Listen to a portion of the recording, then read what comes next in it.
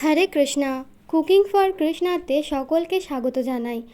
আজকে তৈরি করব অত্যন্ত সহজ ও পুরনো একটি রেসিপি, ঝিঙের জলবড়া। ইউটিউবে খুঁজলে এই রেসিপিটা অনেকই পাওয়া যাবে, কিন্তু আমার বাড়িতে কিভাবে এটা বানানো হয় সেটাই আজকে দেখাবো। ঝিঙের জলবড়া বানানোর জন্য এখানে নিয়েছি কয়েকটা ঝিঙে। এবার ঝিঙেগুলোকে খোসা ছাড়িয়ে টুকরো করে নেব।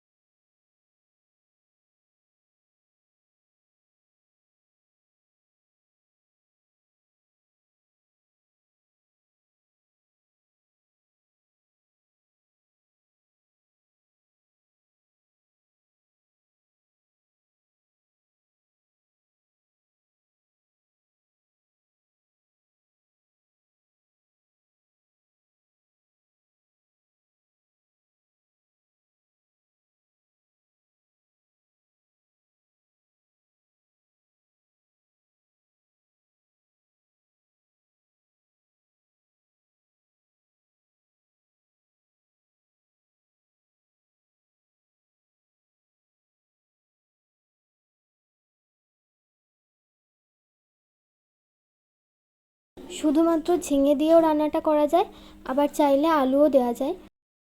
তো আমাদের বাড়িতে এটা আলু দিয়েই করা হয়। তো এখানে আলুগুলোকেও খোসা ছাড়িয়ে টুকরো করে নেব।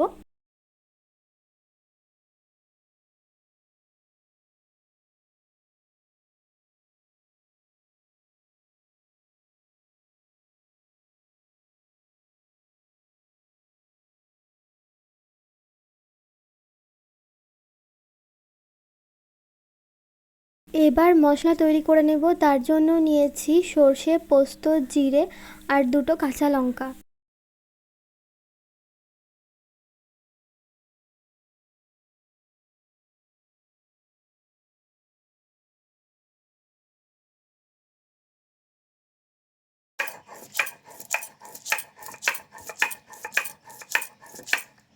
এবার কড়াইতে পরিমাণ মতো সর্ষের তেল গরম করতে দিয়ে কালো জিরে আর কাঁচা লঙ্কা ফোড়ন দিতে হবে।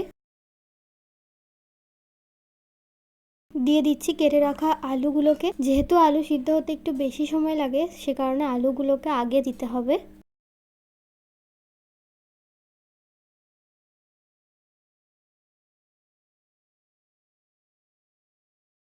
আলুগুলোকে তেলের সাথে খুব ভালো মতো নাড়াচাড়া করে পরিমাণ মতো নুন, হলুদ, কাশ্মীরি লঙ্কার গুঁড়ো দিয়ে দিতে হবে।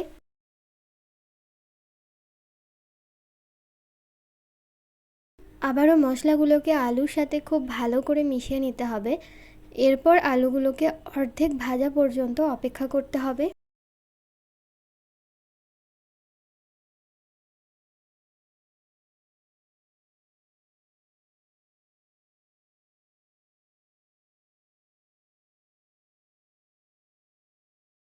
আলু ভাজা হয়ে গেলে দিয়ে দেব কেটে রাখা ঝিঙেগুলো। খুন্তি দিয়ে খুব ভালো করে নাড়াচাড়া করে সমস্ত কিছু মিশিয়ে নেব।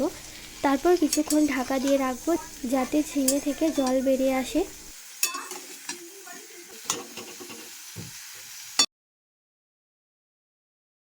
এবার বড়া বানানোর জন্য যে মটর ডালটা সকালে ভিজিয়ে রেখেছিলাম, ওইটাকে কাঁচা লঙ্কা দিয়ে পেস্ট বানিয়ে নেব। এবার বেটে নেওয়া মটর ডালটাকে হাত দিয়ে খুব ভালো মতো ফেটিয়ে নেব। যদি ডাল বাটাটা না ফেটানো হয় তাহলে কিন্তু বড়াগুলো খুবই শক্ত হবে। এবার ঢাকনা খুলে এক্সট্রা আর একটু জল দিয়ে দিচ্ছি। যদি ঝিঙে থেকে অনেকটা পরিমাণে জল বেরোয় তাহলে আর জল দেওয়ার প্রয়োজন নেই, কিন্তু আমার ক্ষেত্রে যেটা হয়েছে, ঝিঙে থেকে খুব একটা জল বেরোয়নি, সে কারণে আলাদা করে একটু জল দিয়ে ফুটিয়ে উপর থেকে ডালের বড়াগুলোকে দিয়ে দিতে হবে।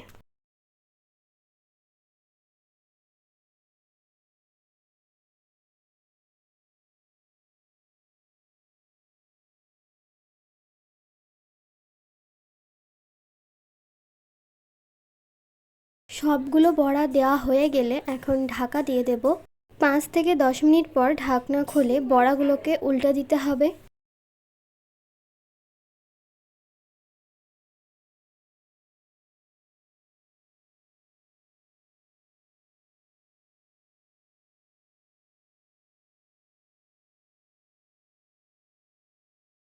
সবগুলো বড়া উল্টে পাল্টে নিয়ে এখন বেটে রাখা মশলাটাকে দিয়ে দিচ্ছি।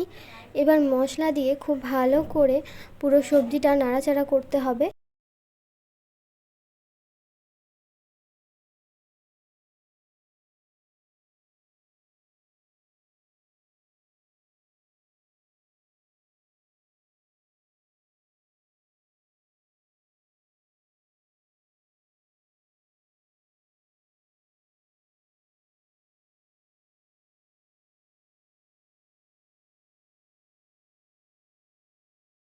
ঝিঙের জল বড়া একদম তৈরি হয়ে গেছে।